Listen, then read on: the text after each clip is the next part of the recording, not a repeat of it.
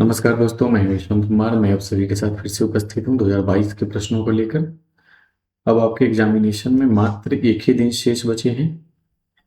अब इस कड़ी में हम 2022 तक ही करेंगे। मैंने देखा कि 2022 तक ही करने से आपका लगभग सारा प्रश्न हो जा रहा है। तो इसी में देखने में समझ में आ जाएगा कि हमने किस तरीके से करा है। कोई नया प्रश्न आ नहीं रहा है। चलिए प्रारंभ करते हैं। पहला ही प्रश्न है, ए बी और सी 3-2-1 के अनुपात में लाभ हानि को बांटते हैं। ए बी इज टू सी कितना है? 3-2-1। इस अनुपात में वे क्या कर रहे हैं? लाभ हानि का बंटवारा कर रहे हैं। सी रिटायर करता है। सी क्या कर रहा है? अवकाश ले रहा है। तो प्राप्ति अनुपात हमें बताना है कितना होगा। देखो दोस्तों, इसमें क्या नियम है हमने पहले भी बात की हुई है। जब प्रश्न अगर साइलेंट है, प्रश्न क्या है? साइलेंट है। क्या साइलेंट है कि जो सी जो जा रहा है, अवकाश ले रहा है, तो इसका जो हिस्सा है रिमेनिंग पार्टनर यानी कि बचा हुआ जो साझेदार है किस रेशियो में लेगा, ये नहीं बता रहा है।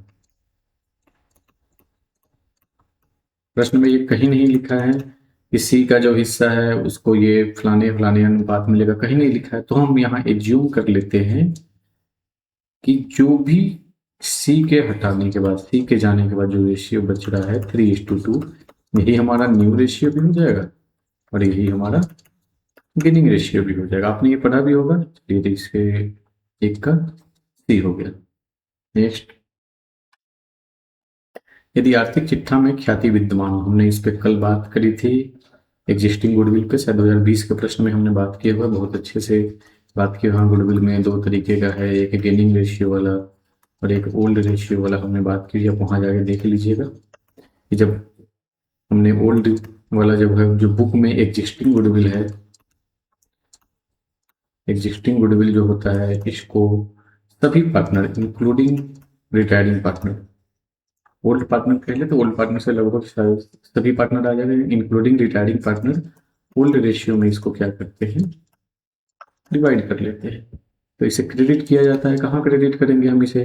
अवकाश ग्रहण करने वाले साझेदार, सभी साझेदारों के पूंजी खाते में, सभी साझेदार इसको डिवाइड करके, क्योंकि एग्जिस्टिंग गुडविल क्या है? ये फर्म का कॉमन है, सबका है। ऐसा नहीं है कि सिर्फ रिटायरिंग पार्टनर का है या फिर जो बच गए हैं उनका है। ये कॉमन है। जो रिटायर कर रहा है जो पार्टनर,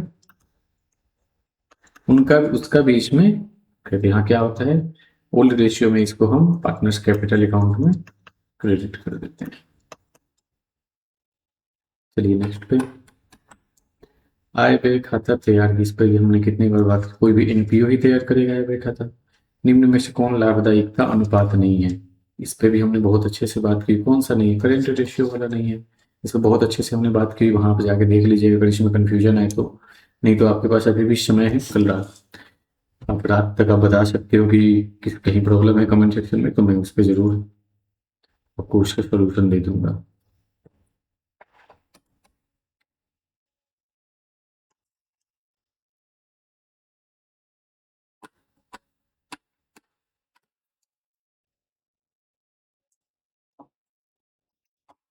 प्रश्न क्या था, एक बार जरा देखो। इनमें में से कौन लाभदायिकता अनुपात नहीं है? ठीक है। एक क्लब द्वारा क्रिकेट मैच के लिए प्राप्त चंदा माना जाता है। हमने इस पे बात की है कि ये रेवेन्यू इनकम है। क्यों क्यों इसको रेवेन्यू इनकम कंसिडर करते हैं? क्योंकि रेवेन्यू इनकम इसलिए क्योंकि मैच के लिए जो चंदा प्राप्त होता है या आवर्ती नेचर का होता है। आवर्ती नेचर का होता है, इसलिए हम इसको क्या कंसिडर करते हैं? Revenue income.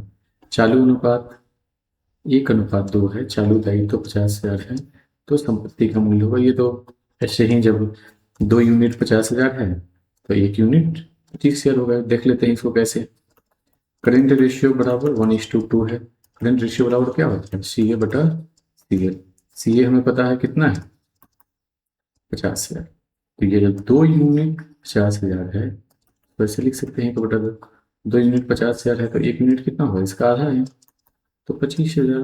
देख लीजिए, ठीक है। सी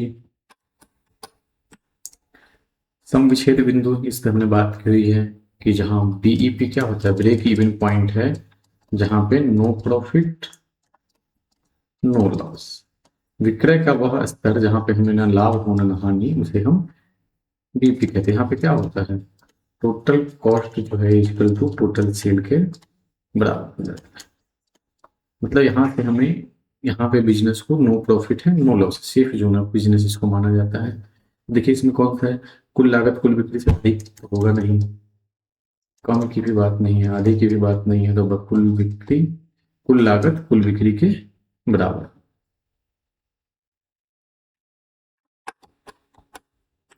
ऋण पत्रों के शोधन पर प्रीमियम है, ये हमने बहुत अच्छे से बात की। ये सब क्या होता है, ऋण पत्रों पे तो हमने लगभग सभी जितने भी सेशंस चले हैं सब में ऋण पत्र पे प्रश्न आए हुए हैं। वैसे ये नाम मात्र है, कोई भी प्रॉफिट या लॉस वो नॉमिनल अकाउंट में ही जाता है। ऋण पत्रों के निर्गमन पर हानि को दिखाया जाता है। ऋण पत्रों के निर्गमन पर हानि जो डिबेंचर से related profit, capital profit, debenture से रिलेटेड लॉस, कैपिटल लॉस, ये तो हमें पता ही है क्यों, क्योंकि कैपिटल नेचर का होता है। अब इसको हम हानि को इसमें कहाँ दिखाते हैं, जो कैपिटल लॉस होगा डिबेंचर के इश्यू करने पे, इसको हम अभी का ही बात करते हैं, पुराना वाला छोड़ देते हैं। ऐसे कि अदर नॉन करेंट, चलिए सारा ही बात कर लेते हैं। नॉन करेंट एसेट में हम पहले इसको पारंपरिक रूप से दिखाते थे, इसको हम एसेट साइड में मिसलेनियस हेड में भी इसको हम दिखा सकते थे। ऐसे ही हमारे लिए क्या है, कैपिटल लॉस है, इसको हम कहाँ दिखाएंगे, चिट्ठे के संपत्ति पक्ष में दिखाते हैं। आपके चिट्ठे के संपत्ति, हाँ संपत्ति पक्ष में दिखाएंगे, दायित्व पक्ष में दिखाते नहीं है, लाभ हानि खाते में लिए जाएगा ही नहीं, इनमें से कोई नहीं की तो बात ही नहीं। कहाँ दिखाएंगे इसको, नॉन करेंट एसेट के हेड में दिखा सकते हैं, मिसलेनियस हेड में दिखा सकते हैं। सामान्य संचय को आर्थिक चिट्ठे में किस शीर्षक के अंतर्गत दिखाया जाएगा, सामान्य संचय को आर्थिक चिट्ठे में किस शीर्षक के अंतर्गत दिखाया जाएगा, रिजर्व एंड सरप्लस हेड में। इस पर तो बात ही नहीं है, हमने इस पे पहले भी बात की हुई है।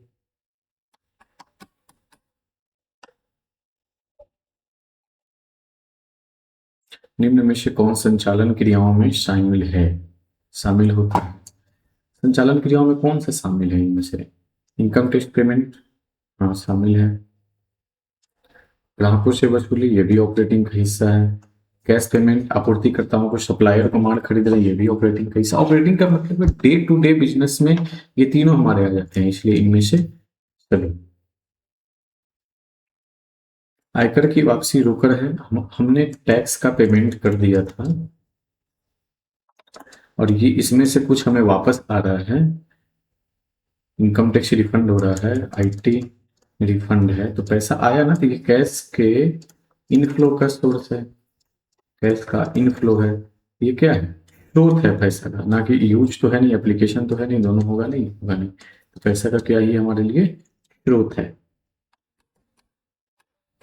रोकड़ प्रवाह विवरण तैयार किया जाता है, ये तो सेम क्वेश्चन तीसरी चौथी बार रिपीट हो रहा है। अतिरिक्त सूचनाओं से, लाभ हानि खाते से, बैलेंस शीट में से सभी। साझेदारों की पूंजी पर ब्याज है, रिपीट हो रहा है, दूसरी तीसरी बार ये रिपीट हो रहा होगा। पूंजी पर ब्याज क्या है, एन एप्रोप्रिएशन है, हमने इस पे बात की हुई है। एप्रोप्रिएशन क्या होता है, क्यों बोलते हैं इसको एप्रोप्रिएशन। आर्थिक चिट्ठे का रोकड़ शेष फर्म के समापन के समय दिखाया जाता है। रोकड़ शेष हम कहाँ दिखाते हैं, ये सारा क्वेश्चन रिपीट हो रहा है, वो भी एक बार नहीं, दूसरी तीसरी बार आपको रिपीट हो रहा है। रोकड़ खाते में इसको दिखाते हैं, कैश है तो कैश ही अकाउंट में जाएगा, वसूली खाते में हम इसको डालते नहीं है।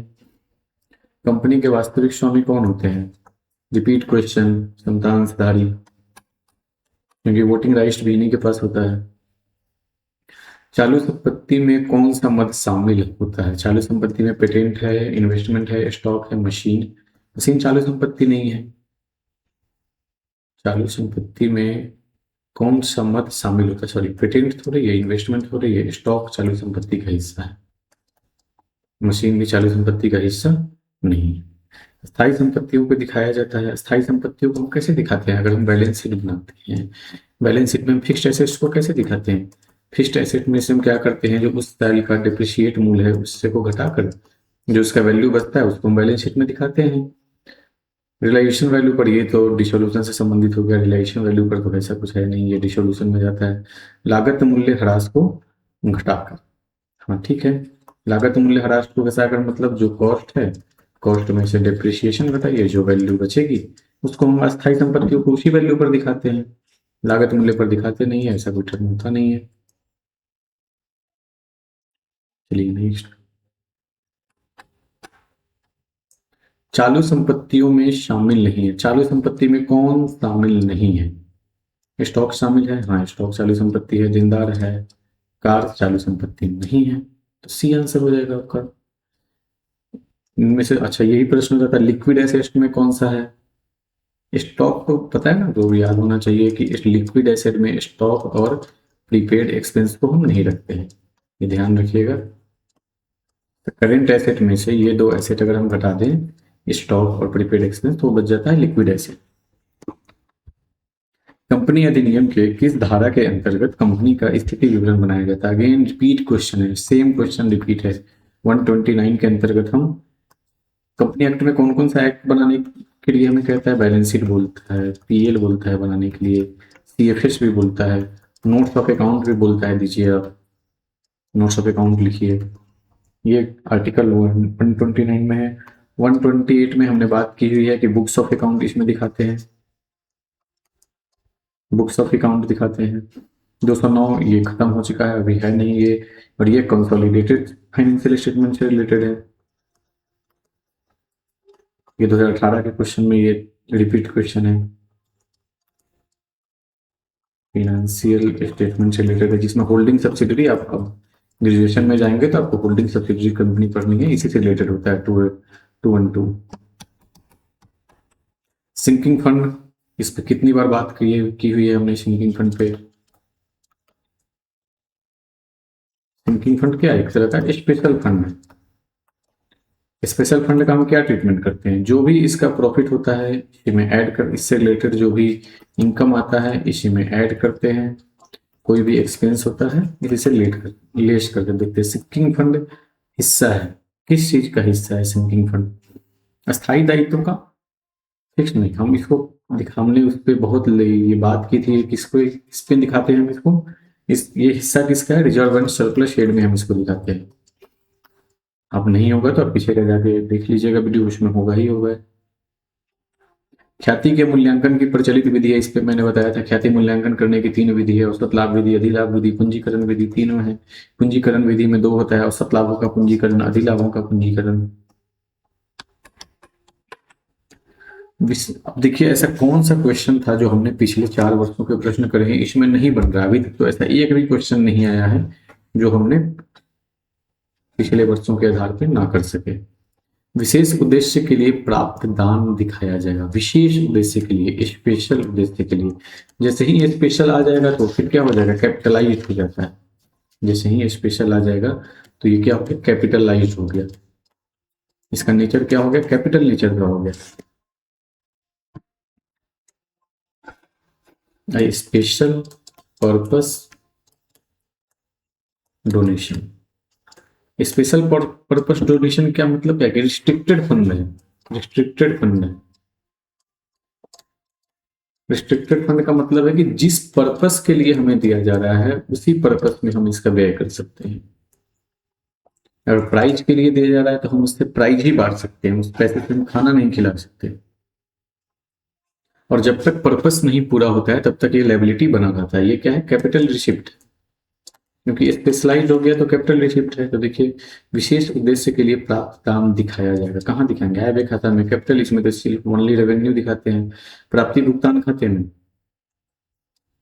चिट्ठे के दायित्व पक्ष में, हाँ चिट्ठे के दायित्व पक्ष में दिखाएगा क्योंकि लायबिलिटी क्रिएट कर रहा है।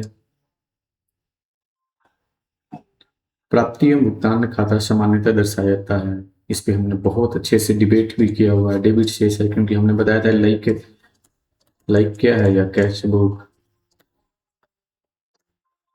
कैशबुक या receipt and payment always debit शेष दर्शाता है। एकदम ध्यान रखिएगा, डेबिट शेष ये हमेशा और हमेशा डेबिट शेष ही दर्शाएगा, क्योंकि जब तक आपके पास पैसा होगा नहीं तब तक आप पेमेंट नहीं करेंगे।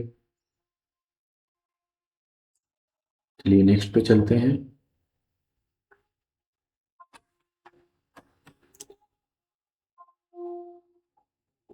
साझेदारी अनुबंध में परिवर्तन का परिणाम है पुनर्गठन होता है। 5 कारण है: लाभ विभाजन अनुपात में परिवर्तन, एडमिशन, रिटायरमेंट, डेथ और दो या दो से अधिक साझेदारी फर्मों का एकीकरण। एक क्लब द्वारा प्राप्त आजीवन सदस्यता शुल्क को दिखाया जाता है।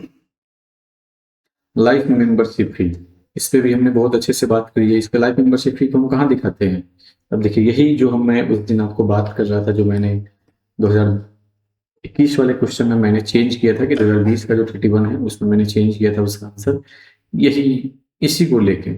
अब इसमें देखिए, इसमें तो ये दोनों एक ऑप्शन तो एक साथ आया नहीं, कहीं है सी और डी, तो हम यहाँ किसके साथ जाएंगे? हमारा फाइनल डेस्टिनेशन कौन है? आजीवन सदस्यता शुल्क के लिए बैलेंस शीट है, प्राप्ति भुगतान खाते में दिखाते हैं, लेकिन ये स्टेशन टाइप है, जिस वर्ष मिला बस उसी वर्ष। फाइनली ये किस में दिखा रहता है? आर्थिक चिट्ठा में ही रहता है। एक बार आप जाके वहां पे क्वेश्चन नंबर 31 था 2020 का, उससे इसको जरूर एक बार मैच करके आप देखिएगा।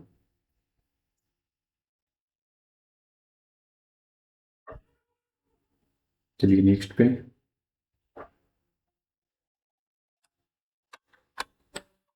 अध्यक्ष को दिया गया मानदेय। मानदेय क्या होता है? ऑनोरियम, ये एक्सपेंस होता है। इस पे भी हमने अच्छे से बात की। कौन सा एक्सपेंस है? रेवेन्यू एक्सपेंस होता है, क्योंकि इसके हमने कुछ सर्विस ली है और सर्विस के बदले क्या कर रहे हैं? पेमेंट कर रहे हैं। तो ये किस नेचर का हो जाता है? रिकरिंग नेचर का हो जाता है।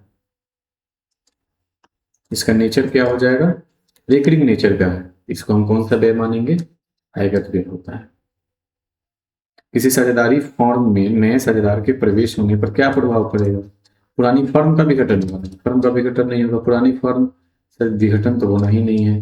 पुरानी साझेदारी क्या हो जाएगी? फिर से रिकंस्टिट्यूट हो जाएगी, गठित हो जाएगी।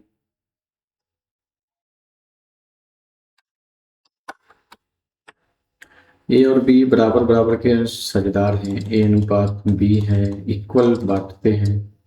वे सी को 1/5 भाग के लिए, सी को एडमिट कर रहे हैं हम 1/5 भाग के लिए, जो ख्याति के लिए 25 शेयर लेता है। सी जो है 1/5 भाग के लिए 25,000 की गुडविल लेकर आ रहा है। तो फर्म की ख्याति का मूल्यांकन क्या होगा? ये टोटल 5 था, 5 में 1 के लिए आ रहा है, तो फर्म का गुडविल कितना हो जाएगा? 25 पंचे 125, 1,25,000। अब बहुत कोई कहेंगे ये कैलकुलेशन आपने कैसे किया, तो देख लीजिए आप। 1/5 के लिए है 25,000, तो फर्म के लिए कितना हो जाएगा? 25,000 में 5, 1,00,000। इतनी मैथ से एक्सपेक्ट की जाती है जब आप कॉमर्स पढ़ने आते हैं, तो इतना मैथ तो आपको, इतनी कैलकुलेशन आनी चाहिए।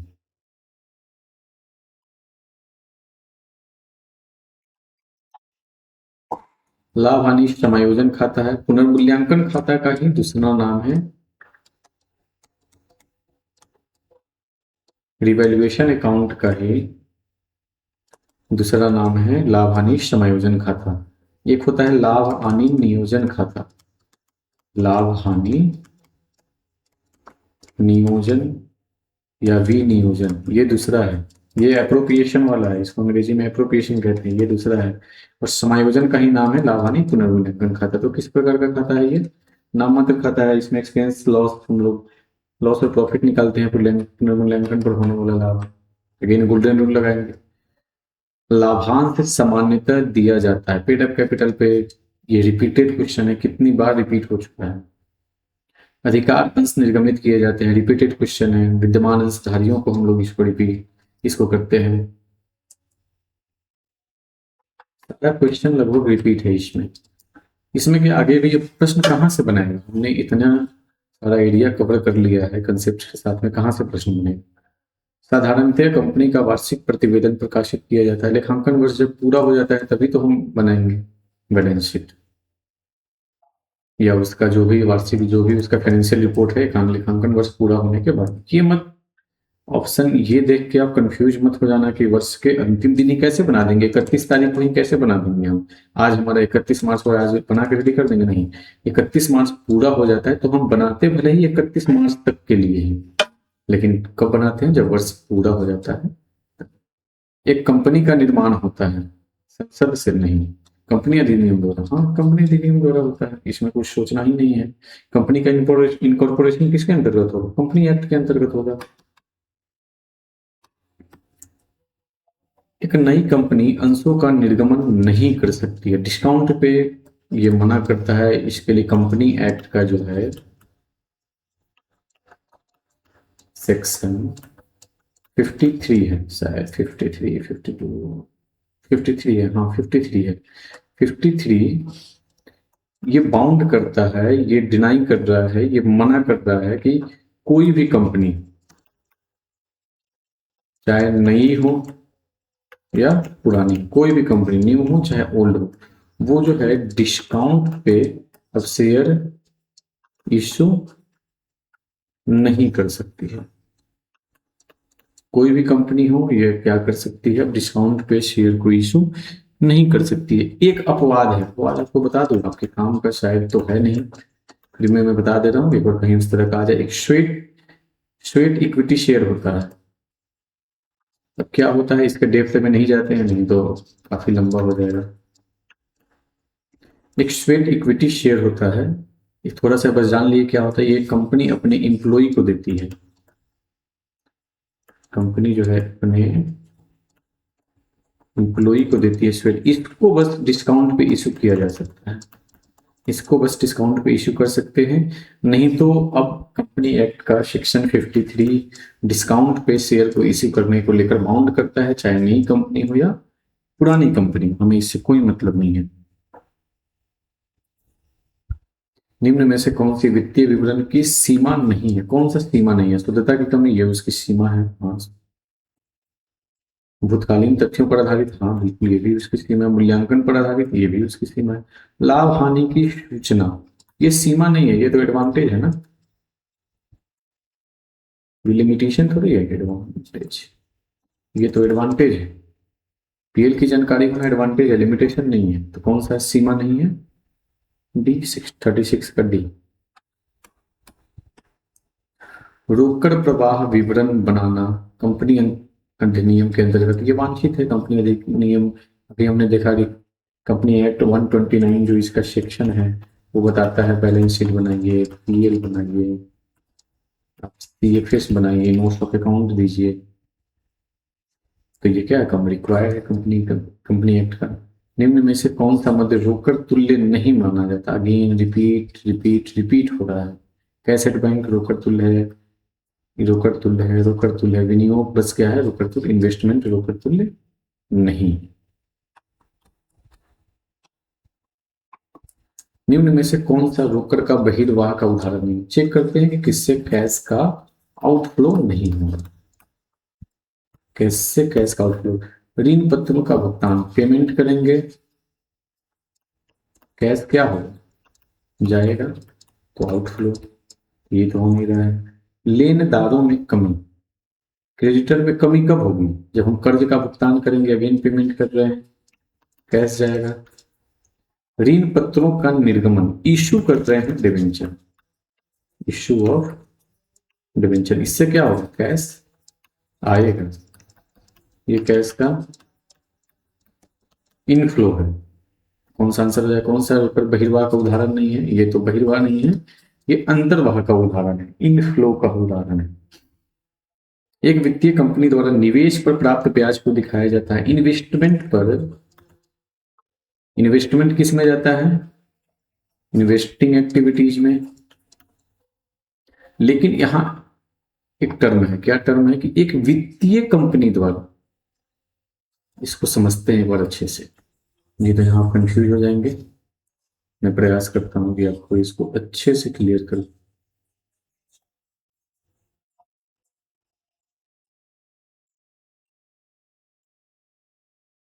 देखिए अब क्या कहना चाह रहा हूं। हम इस सेंस में बस समझ रहे हैं कि कंपनी दो प्रकार की होगी यहाँ पे, एक फाइनेंसिंग कंपनी, एक होगा non financing company.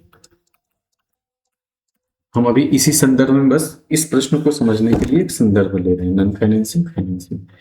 Financing company का मतलब है जिसका काम ही, इसका मेन ही बिजनेस है, मेन बिजनेस है इसका इन्वेस्टमेंट करना, मतलब शेयर खरीद रही है, उससे लाभ कमाएगी, बेच देगी, इन्वेस्टमेंट करेगी, लोन देगी, लोन पर उसमें ब्याज मिलेगा, जैसे बैंकिंग कंपनी होता है। ये सारा इनका मेन बिजनेस है, इनका ऑपरेटिंग बिजनेस यही हो जाता है, यही इनका ऑपरेटिंग बिजनेस है। एक होता है non financing company. Non financing company का काम है जिसका ये काम, मेन बिजनेस ये नहीं है, इन्वेस्टमेंट करना उसका मेन बिजनेस नहीं है, लोन देना उसका मेन बिजनेस है, उसका मेन बिजनेस मैन्युफैक्चरिंग हो सकता है, कुछ भी हो सकता है, इस कार्य को छोड़ के कुछ भी होगा तो वो नॉन फाइनेंसिंग कंपनी है। ठीक है। अब यहाँ पे प्रश्न में क्या बोला है कि एक वित्तीय कंपनी द्वारा, जब वित्तीय कंपनी जिसका मेन बिजनेस क्या है, इन्वेस्टमेंट करना, लोन देना, लोन लेना, मतलब इसका कार्य मेन यही है, तो ये कौन सी कंपनी हो जा रही है, फाइनेंसिंग कंपनी। ये क्या करती है, इन्वेस्टमेंट करती है, लोन देती है, इससे लाभ कमाती है, फिर इसको बेच देती है। लाइक ट्रेडिंग कंपनी हम लोग सुनते हैं, जैसे शेयर में जो इन्वेस्ट करता है, ट्रेडिंग कंपनी ट्रेड करता है शेयर मार्केट में, उस तरह की कंपनियां हो गई, लाइक समझिए आप, उस तरह की कंपनियां हो गई। इनका मेन बिजनेस क्या है, यही है, इसी से लाभ कमाना इनका मेन बिजनेस है। इनके पास कोई और दूसरा बिजनेस नहीं है कि मैन्युफैक्चरिंग कर रही है या फिर सेल कर रही है, इस तरह का कोई बिजनेस नहीं है, सर्विस दे रही है, नहीं है। इसका मेन बिजनेस क्या है, इन्वेस्टमेंट कीजिए, लोन दीजिए। तो यहाँ पे इस तरह का जो इसका इनकम हो जाएगा, ये किस नेचर का हो जाएगा,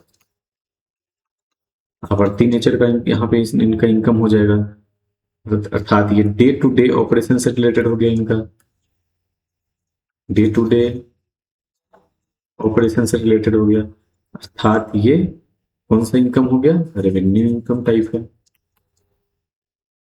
या इसको कह लीजिए आप ऑपरेटिंग इनकम है।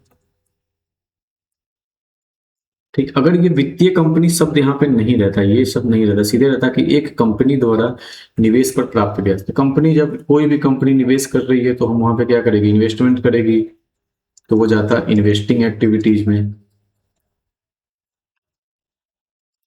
और उस पर प्राप्त ब्याज भी इन्वेस्टिंग एक्टिविटीज में जाता है। लेकिन प्रश्न में दे दिया है आप, इसीलिए एग्जाम में प्रश्नों को अच्छे से पढ़ना, गहराई से पढ़ना बहुत आवश्यक है। नहीं तो अगर सीधा हम लोग पढ़ते तो इसके आंसर पे चले जाते हैं कि इन्वेस्टिंग एक्टिविटीज, तो गलत हो जाता है, अगर आके चेक करते गिर जाए, तो मैंने तो सही लगाया था तो फिर गलत कैसे हो गया। तो इसका आंसर यहाँ पे हो जाएगा ऑपरेटिंग।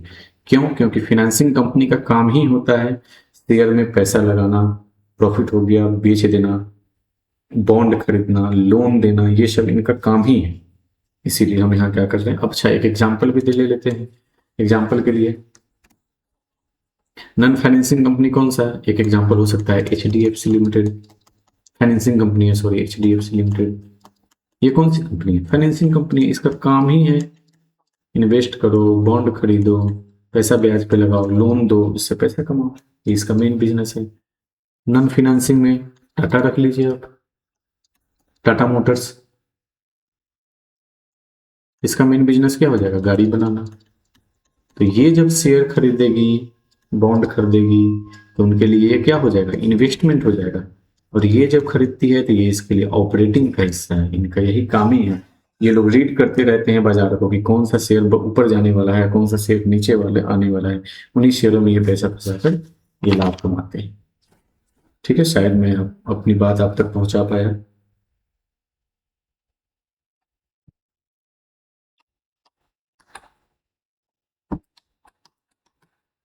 क्यों फंस जाएगा भाई। चलिए नेक्स्ट में, स्लाइड नीचे ही नहीं दे रहा, क्या हो गया। चलिए सही कर, फर्म के समापन पर सबसे अंत में रिपीटेड क्वेश्चन है, सबसे लास्ट में फर्म के समापन पर हम कौन कौन सा सामान्यतः रियलाइजेशन अकाउंट बनाते हैं, पार्टनर्स कैपिटल सबसे लास्ट में बनाते हैं, ब्रोकर खाता। पुनर्मूल्यांकन खाता का शेष पुराने साझेदारों के पूंजी खाते में हस्तांतरित, रिपीटेड क्वेश्चन, उसके लाभ विभाजन अनुपात में, पुराने लाभ विभाजन अनुपात में जाता है ये। ए और बी एक फर्म में साझेदार हैं, सी का प्रवेश का हिस्सा 1/4 होता है, तो ए और बी का त्याग का अनुपात क्या होगा? इक्वल हो जाएगा। जब प्रश्न में कुछ नहीं दिया रहता है तो हम मानते हैं कि जो इक्वली ओल्ड रेशियो हो गया और इक्वल ही सेक्रीफाइस रेशियो हो गया। साझेदारों द्वारा फर्म का ऐच्छिक समापन कब किया जाता है? जब 3/4 से ज्यादा सदस्य एग्री हो। ये पार्टनरशिप एक्ट में है कि मेजोरिटी अगर 3/4 सदस्य एग्री हो गए तो उसका हम लिक्विडेशन कर देंगे उस फर्म का। वसूली खाते के लाभ या हानि का बंटवारा साझेदारों में किया जाता है। लाभ विभाजन अनुपात में सब रिपीटेड क्वेश्चन आ रहा है, इसमें कहीं आपको कोई डाउट नहीं रहना चाहिए। फर्म के विघटन पर साझेदारों के ऋण को हस्तांतरित करेंगे रियलाइजेशन अकाउंट में, क्योंकि पार्टनर का भी जो ऋण है ये कैपिटल नहीं है। पार्टनर का भी लोन हम इसको ट्रीट करते हैं, treated as outsider liabilities.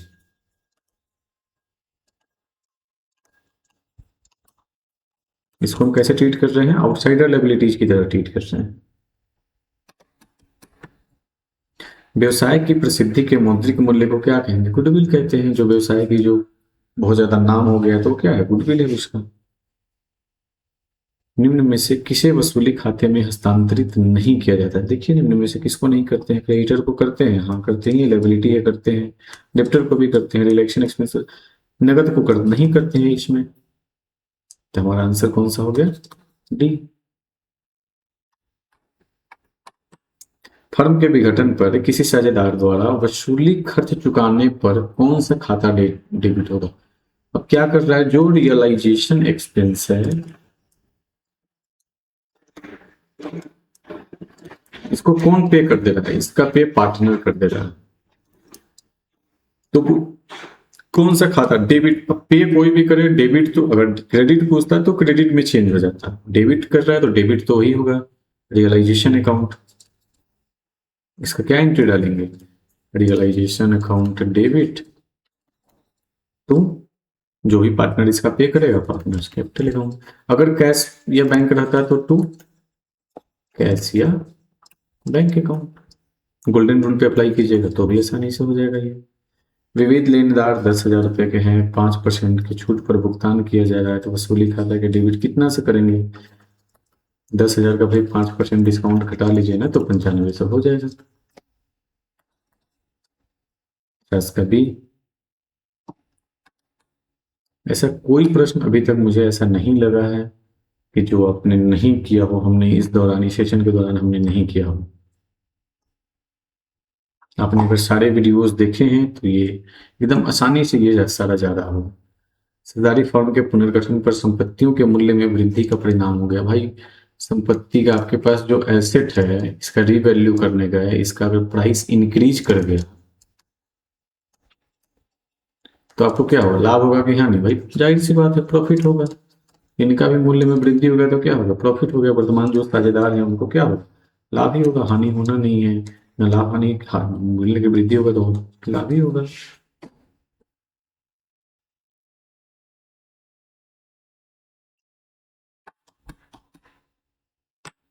Again prize fund किस तरीके का फंड है? स्पेशल फंड है। इसका जो भी इनकम होगा इसी में ऐड करेंगे, जो भी एक्सपेंस होगा इसी से लेस करेंगे। इसको कहाँ शो करते हैं? बैलेंस शीट में। बैलेंस शीट के किधर? लायबिलिटी पक्ष में।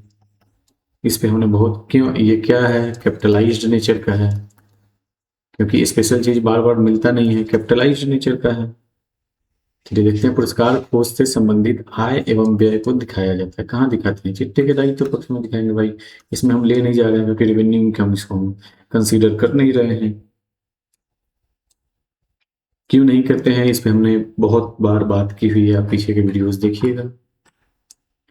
आय व्यय खाता में लेखा किए जाने वाले लेन देन होते हैं। हमने बात की हुई है कि जो इनकम एंड एक्सपेंडिचर अकाउंट है इसमें हम केवल और केवल रेवेन्यू नेचर का लेते हैं। इसके इनकम एंड एक्सपेंडिचर के नियम क्या है? एक ड्यूरिंग द पीरियड का, जितने समय के लिए बना रहे हैं सिर्फ और सिर्फ उसी समय के लिए, वो एक हो जाता है only revenue nature.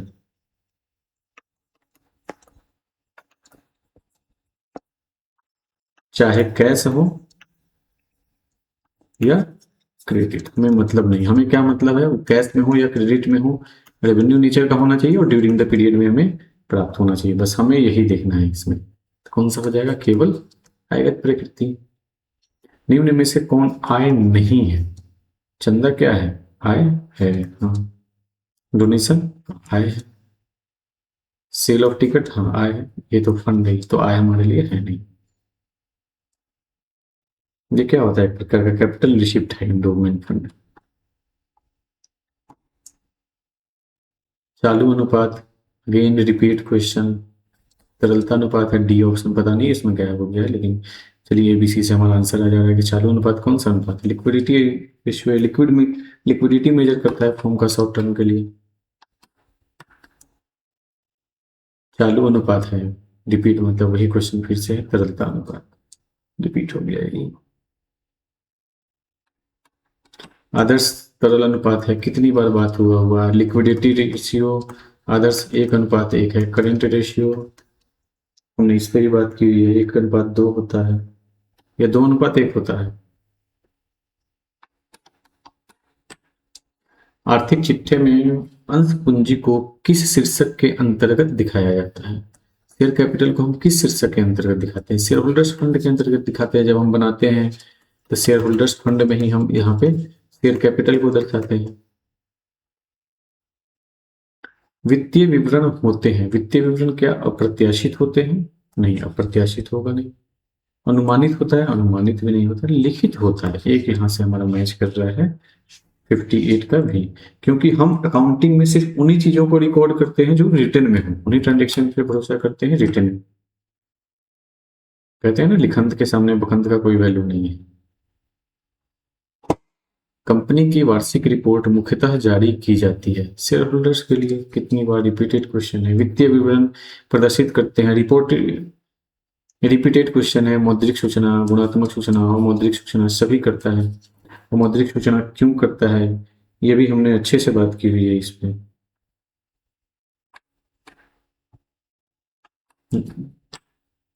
A B C 5:3:2 में साझेदार है, ए अवकाश ग्रहण करता है, अगेन ए जब चला गया तो बचा गया 5:3, सॉरी ए चला गया ना ये, तो 3:2 बचा, तो यही हो जाएगा हमारा लाभ प्राप्ति अनुपात। अंश के जब्त अंश के जब्त खाते का शेष पुनर्निर्गमन के बाद हस्तांतरित किया जाता है, ये शेयर से रिलेटेड है। नेचर क्या है, कैपिटलाइज्ड है, तो कौन सा हो जाएगा, कैपिटल नेचर का है, कहाँ जाएगा, कैपिटल रिजर्व में ही जाएगा। देखिए यहाँ पे है रिजर्व, जनरल रिजर्व जाएगा नहीं, कैपिटल रिजर्व, हाँ पूंजी में, पूंजी संचित में जाएगा, इसमें कोई डाउट होना ही नहीं चाहिए आपको। निम्न में से किसे कर पूर्व शुद्ध लाभ में जोड़ा जाएगा, कर के लिए आयोजन को, है तो कोई डाउट ही नहीं है। विपणन योग्य प्रतिभूतियों की बिक्री को दिखाया जाएगा, जो मार्केटेबल सिक्योरिटीज हैं उनको हम कहाँ दिखाएंगे, हमने हमने क्या किया हुआ है, कोई सिक्योरिटीज खरीद के इन्वेस्टमेंट किया हुआ है, तो ये किस में जाएगा, इन्वेस्टिंग एक्टिविटीज में जाएगा, इन्वेस्टमेंट एक्टिविटीज 64 का सी। भवन का नगद क्रय है, हम क्या कर रहे हैं, बिल्डिंग खरीद रहे हैं,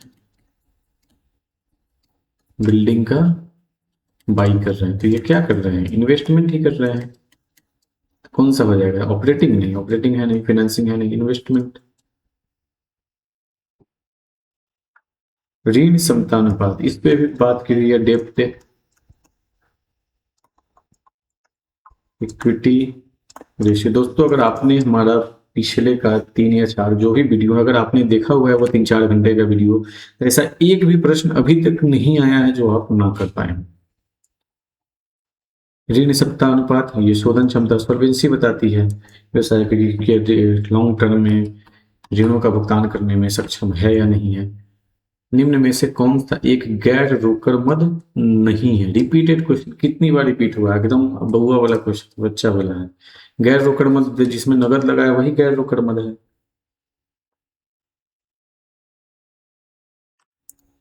ऋण पत्रों के भुगतान हेतु अंशों का निर्गमन, ये गैर रोकड़ है। ह्रास भी गैर रोकड़ है, ये भी गैर रोकड़ है, बस यही एक गैर रोकड़ नहीं है।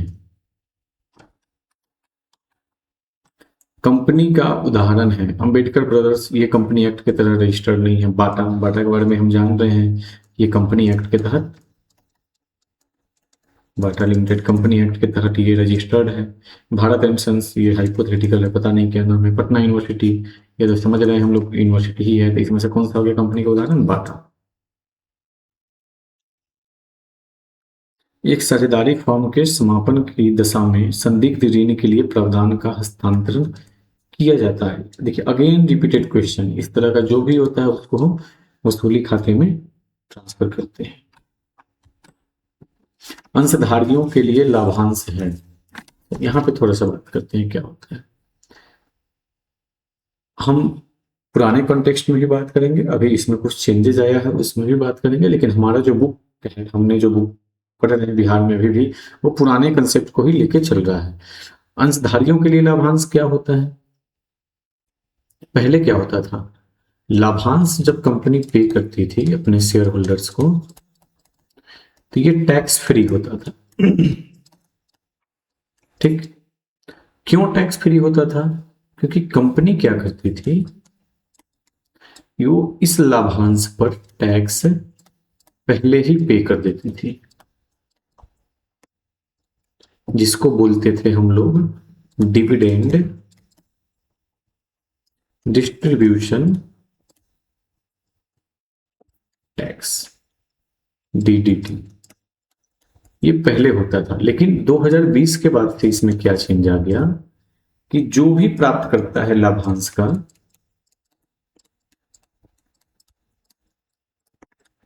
जो भी लाभांश का प्राप्त करता है, अब ये टैक्सेबल होगा नहीं है लाभांश, उसकी आय पर डिपेंड है। किसकी आय पे? जो इसके प्राप्त करता है, वो देखेंगे कि वो टैक्स वाले किस स्लैब के अंतर्गत आ रहा है।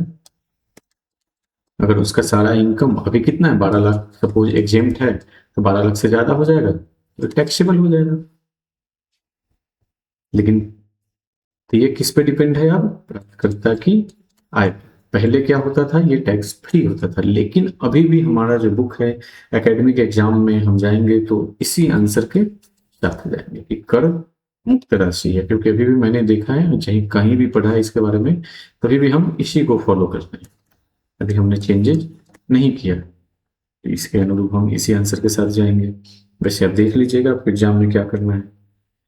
गैर व्यापारिक संस्थाओं में देयताओं पर परिसंपत्तियों के अधिक्य को कहते हैं पूंजी निधि कहते हैं। यहाँ पे, वहां पे कैपिटल होता नहीं है, हम एनपीओ में क्या बोलते हैं? कैपिटल फंड बोलते हैं, क्योंकि वहां प्रॉफिट नहीं होता है, सरप्लस होता है।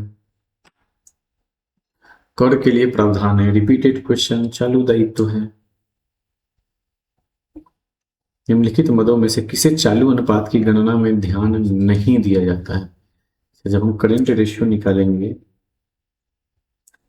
तो किसका ध्यान देंगे? करेंट रेशियो में क्या नहीं होता है, सीए बटा सीएल। जो करंट एसेट होगा, करंट लायबिलिटी होगा, इसी को कंसीडर करेंगे।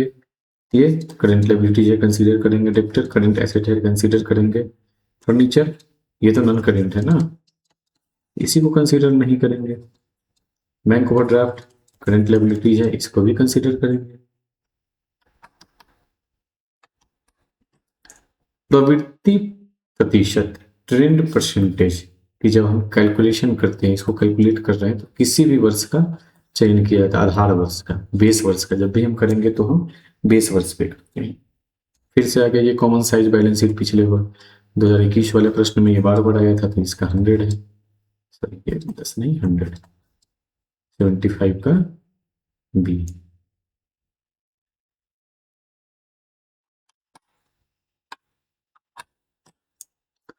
ये नया क्वेश्चन है आपके लिए।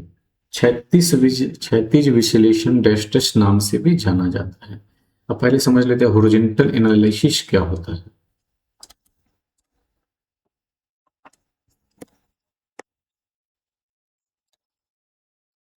हॉरिजॉन्टल एनालिसिस क्या होता है? हॉरिजॉन्टल एनालिसिस में हम क्या करते हैं, पिछले कितने वर्षों का, कई सालों का फिनेंशियल स्टेटमेंट को हम यहाँ पे एनालाइज करते हैं, उसकी तुलना करते हैं।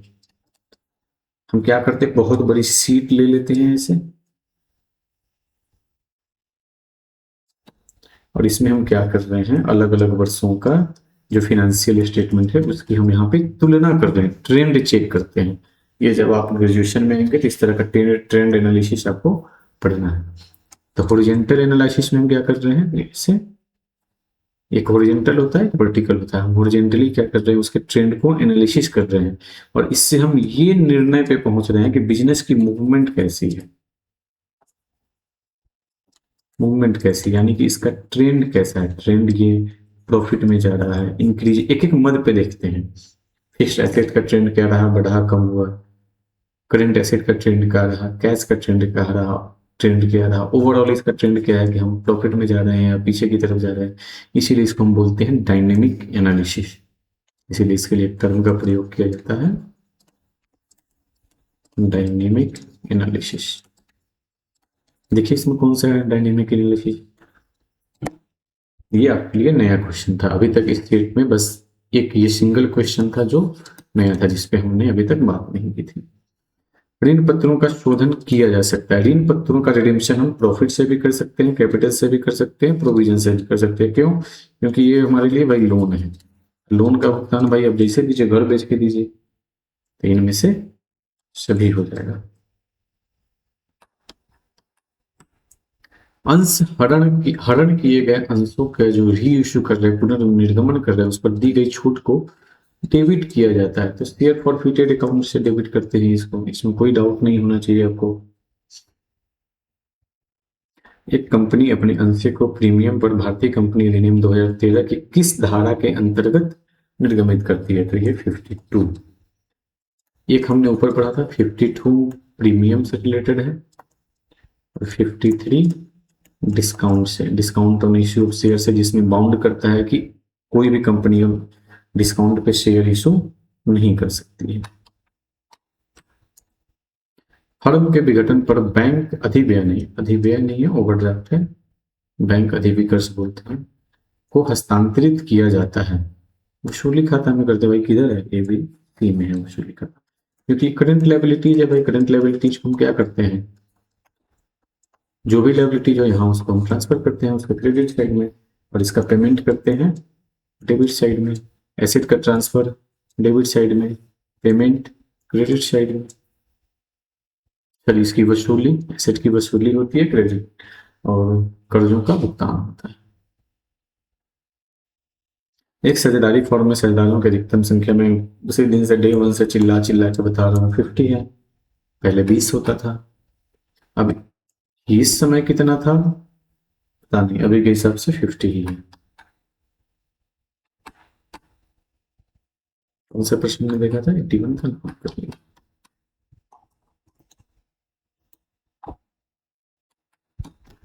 अरे भाई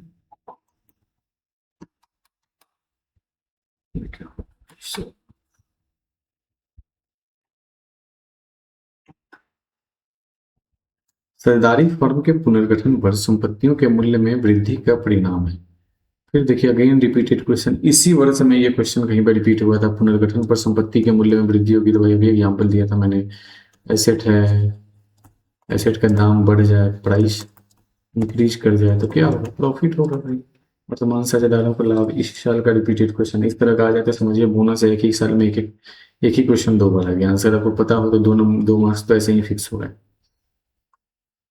त्याग अनुपात ज्ञात किया जाता है, डे वन से हम लोग बात कर रहे हैं। एडमिशन पे सेक्रीफाइस रेशियो, और डेथ और रिटायरमेंट पे गेनिंग रेशियो। साझेदारों के पूंजी खाते के प्रारंभिक शेष को क्रेडिट किया जाता है, पूंजी पर गया, इसमें कोई डाउट नहीं है। किसी साझेदार के अवकाश ग्रहण होने पर उसकी पूंजी खाते को जमा किया जाता है।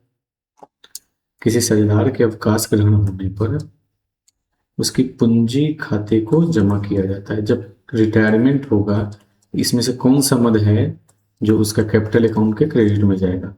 उसके लाभ की हिस्सेदारी के साथ क्रेडिट करते हैं, फर्म की ख्याति के साथ, शेष साझेदारों की ख्याति के साथ इनमें से कोई होगा नहीं, ये होगा नहीं। ठीक, एक ये बचता है कि फर्म की ख्याति के साथ। हाँ, यही सबसे बेस्ट ऑप्शन इसमें 85 का आपको नहीं, ये भी बेस्ट ऑप्शन नहीं है। बेस्ट ऑप्शन है उसके लाभ की हिस्सेदारी के साथ, his her share of goodwill. हाँ, मैं वही कह रहा हूँ, ये लाभ नहीं है, गुडविल है। इंग्लिश में देखिए इसका हिज या हर शेयर ऑफ गुडविल। हाँ, ये हो जाएगा। किसके साथ क्रेडिट करेंगे? उसके गुडविल के हिस्से के साथ। ये फर्म की ख्याति तो फिर पूरा फर्म का हो जाएगा। हमें सिर्फ उसका देखना है, उसके हिस्से की बात करनी है जो रिटायर कर रहा है पार्टनर।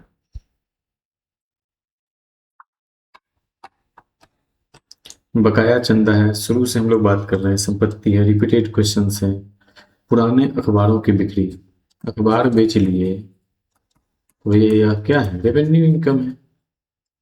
इससे जो भी आएगा रेवेन्यू आएगा, तो ये राजस्व का प्राप्ति है, रेवेन्यू रिसिप्ट है। वास्तविक लाभ का सामान्य लाभ पर अधिक, रिपीटेड क्वेश्चन है, अधिलाभ बोलते हैं, सुपर प्रॉफिट।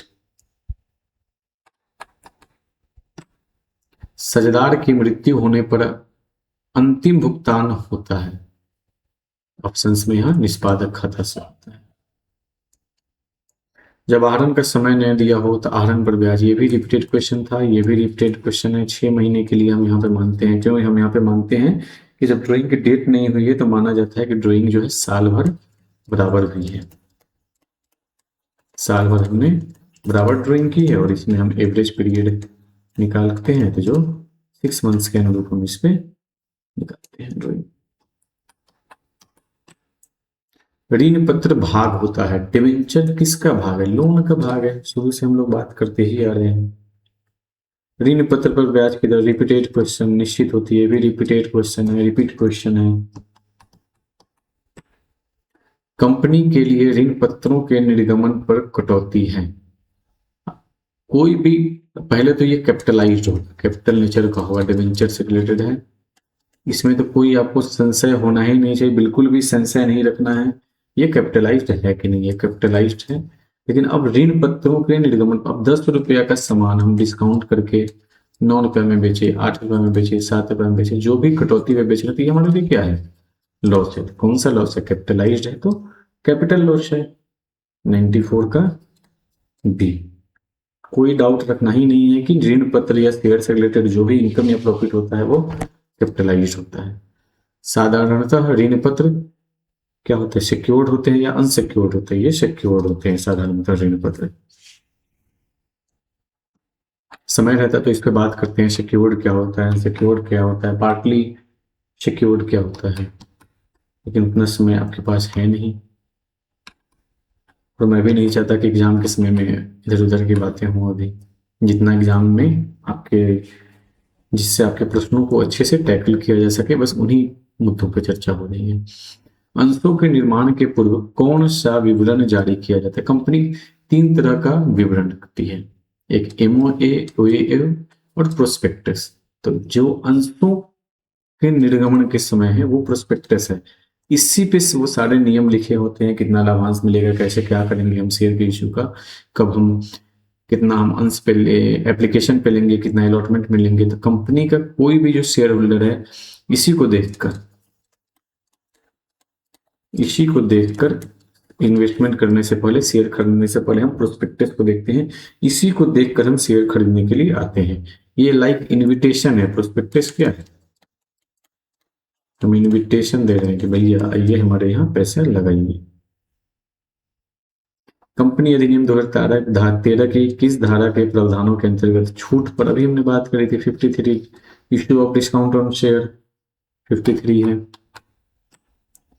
अंशों के निर्गमन पर छूट, फिर 10 रुपया का शेयर हम 9, 8, 7, 6 जितना में कर दें, अंश से रिलेटेड है। तो सबसे पहले यहाँ भी विदाउट एनी कंफ्यूजन, बिना किसी संशय के हम इसको कैपिटलाइज्ड मानेंगे, कैपिटल नेचर मानेंगे, तो जो भी लॉस होगा वो कैपिटल लॉस हो जाएगा। 98 का बी। अंश आवंटन खाता है, लाइक एप्लीकेशन जैसा है।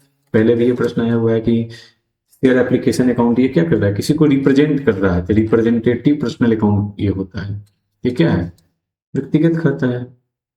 ये आज का हमारा इस सेशन का लास्ट क्वेश्चन है, इस सेशन का ही नहीं, अभी हम ये लास्ट ही क्वेश्चन है, इसके बाद हम उतना समय भी नहीं है कि आगे के वर्षों को करें। कंपनी के प्रवर्तकों को अंश जारी करने पर किस खाते को डेबिट किया जाता है। जो कंपनी के प्रमोटर्स हैं, यहाँ पे दो सिचुएशंस बनती है, दोनों सिचुएशंस को समझते हैं। नहीं, हम चलिए यहीं से चलते हैं, आप गुडविल के साथ इसमें जाइए, कहीं कहीं पे ये प्रमोटर्स भी होता है, कब होता है नहीं होता है अभी उस पर हम चर्चा नहीं कर रहे, बस आप समझ लीजिए यहाँ पे कंपनी के प्रवर्तकों को जब हम अंश जारी करते हैं तो गुडविल अकाउंट डेबिट, तो शेयर कैपिटल अकाउंट, इस तरह की एंट्री डालते हैं। तो किस खाते को डेबिट कर रहे हैं हम, गुडविल अकाउंट को। कहीं कहीं पे प्रोमोटर्स भी होता है, तो वो कब होता है, उसकी संभावनाएं अलग हैं, वो एक अलग कंसेप्ट में हम निकल जाएंगे, इसीलिए अब इसको हम यहीं पे रखते हैं, रुकते हैं, समाप्त करते हैं। चलिए, आप सभी का बहुत बहुत धन्यवाद, अच्छे से एग्जाम दीजिए, ईश्वर सभी का भला करे, सभी को अच्छे मार्क्स आ जाए। 100 में मैं चाहूंगा कि आप सभी के कम से कम 95 मार्क्स आ जाए। 95 क्यों, मैं क्यों कंजूसी करूँ, 99 आ जाए, 100 आ जाए। चलिए, आप सभी का बहुत बहुत धन्यवाद, मिलते हैं अब फिर से। हम एक CUET का आपको बताया था कि हम एक CUET का प्रोग्राम लेकर आ रहे हैं, जो भी बच्चे फॉर्म रखे हैं, फॉर्म डाला है, वो हमसे संपर्क कर सकते हैं। आप कमेंट बॉक्स में डालिएगा, तो मैं इसमें आपको वो टेलीग्राम जो ऐप है, टेलीग्राम जो ग्रुप रहेगा, मैं उसका लिंक यहाँ डाल दूंगा। जो भी बच्चे इंटरेस्टेड होंगे वो यहाँ कमेंट बॉक्स में कमेंट कर सकते हैं, उसके बाद में डाल दूंगा।